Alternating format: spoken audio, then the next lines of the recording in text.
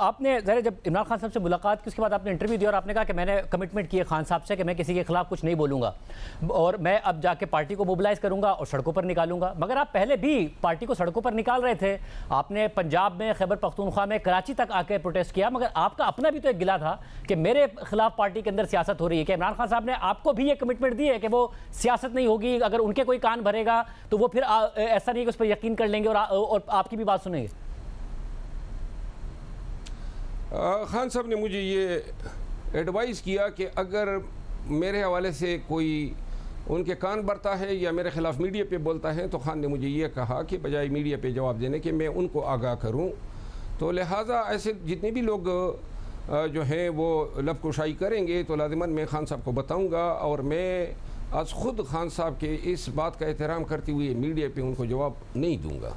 साहब, अगर अब आप कह रहे हैं कि आप पंजाब से लीड करेंगे, 22 अगस्त का भी आपने अनाउंस किया कि जलसा होगा, उससे पहले सवाबी में जलसे से खिताब करते हुए हम्माद अजहर ने कहा कि वो अडियाला की तरफ मार्च करेंगे। बाद में असद कैसर साहब ने कहा कि नहीं, उनकी अपनी राय होगी। फिर हम्माद अजहर ने मुस्ताफ़ी हो गए। उन्होंने गिला किया पार्टी में ग्रुप बंदियाँ हैं, इमरान खान साहब के कान भरे जाते हैं, सिलेक्टेड लोग उनसे मिलते हैं।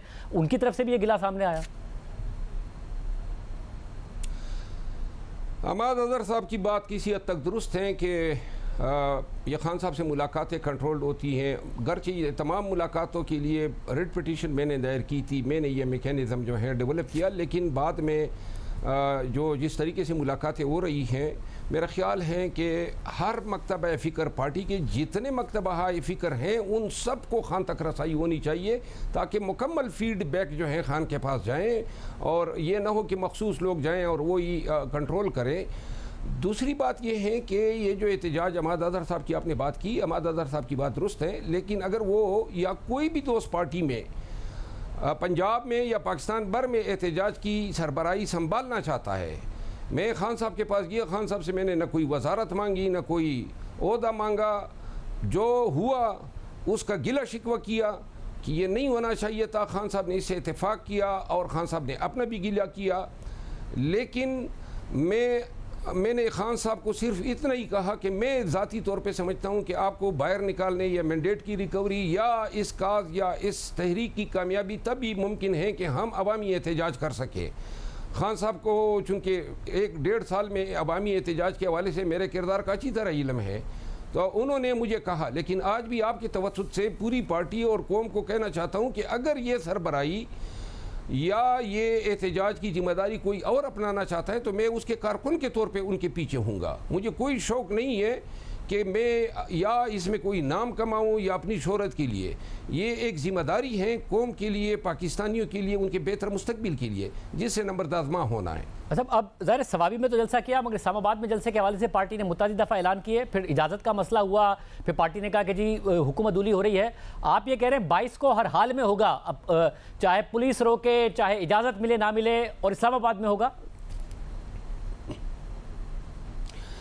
गुजारिश ये ना, पुलिस अगर कोई कार्रवाई करती है तो वो कानून के तहत ही फ़र्ज़ी कार्रवाई करती हैं। अब बिलफ़र्ज़ ये हमें रोकते हैं 22 को और हम नहीं रुकते हैं, जलसा कर लेते हैं, नाके तोड़ देते हैं और जलसा कामयाब हो जाएगा तो ये ज़्यादा से ज़्यादा या तो हम पे टीयर गैस कर सकते हैं या हम पे पर्चा दाग सकते हैं।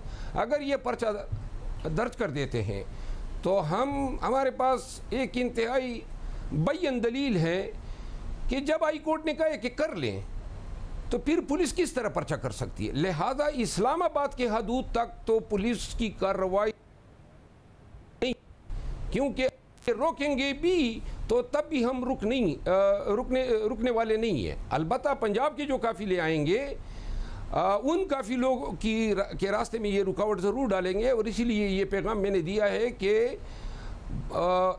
बंदा वो काबिल गर्दाना जाएगा जो जलसागाह पहुंच सके। अब किस तरह पहुंचना है, लाखों लोग जो पहुंचेंगे तो जो नहीं पहुंच सकेंगे वो मेरे ख्याल में उनकी कमज़ोरी होगी। तो मैं ये समझता हूँ KP का जो काफिला आएगा, अली अमीन खान जो है बुनियादी तौर पे 22 अगस्त के जलसे की जिम्मेदारी खान ने उनको दी थी।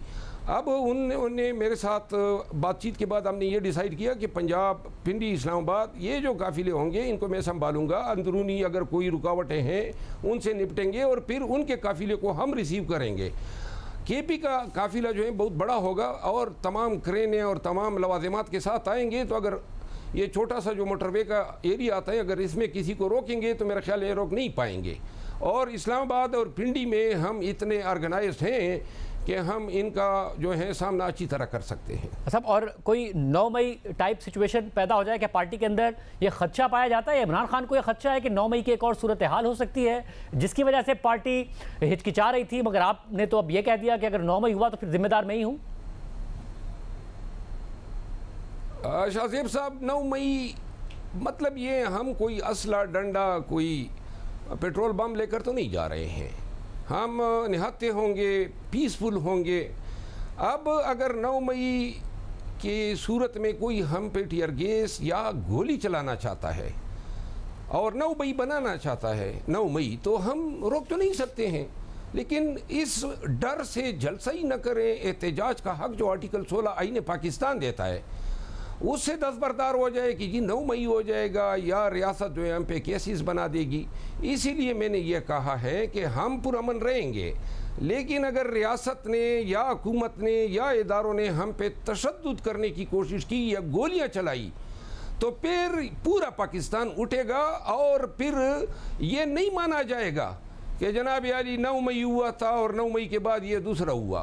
गोलियां चलाने वाले भी 9 मई को भी यही थे और अभी भी अगर चलाएंगे तो आप देखेंगे कि कैमरे हैं, सब मौजूद हैं, ये देखेंगे कि हमारी सूरत-ए-हाल क्या होगी। लेकिन हम गोलियों या बंदूकों के आगे पीठ नहीं दिखाएंगे। पूरा पाकिस्तान देखेगा कि बिल्कुल सीना सफर होकर इनको सामने से हम ललकारेंगे और ये जलसा हर हालत में करेंगे।